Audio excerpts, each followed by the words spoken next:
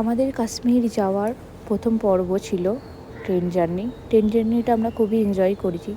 তো good morning সবাইকে, ছোট্ট একটা ব্লগ নিয়ে হাজির হয়েছি। জাস্ট কিছুই না, জাস্ট একটু ট্রেন জার্নি আছে। তো আমরা হাওড়া থেকে ট্রেনে হিমগিরি এক্সপ্রেস ডাইরেক্ট জম্মুতেই যাই। তো ওই ট্রেনটায় উঠে পড়েছি, অনেক খোঁজাখুঁজির পরেই পেলাম। তো এটা কোচ ছিল, আমি একটুখানি জাস্ট ভিডিও দিচ্ছিলাম, তো আমাদের গল্প চলছিল। আমরা মোবাইলটা খুব কমই ইউজ করেছি, গল্প করেছি, দুজনে একটু খুনসুটি করছিলাম আর ভিডিও নিচ্ছিলাম। তো তারপরেই জাস্ট রোম্যান্স, খাওয়া দাওয়া। কেউ ছিল না আমাদের কোচে, একজন এসেছিলো চলে গেছিলো। আর আমাদের ভিডিওটা কেউ থার্ড পার্সন মানুষ করে দিচ্ছে না, আমাদের ভিডিওটা স্ট্যান্ড ছিল, আমরা স্ট্যান্ডে করি।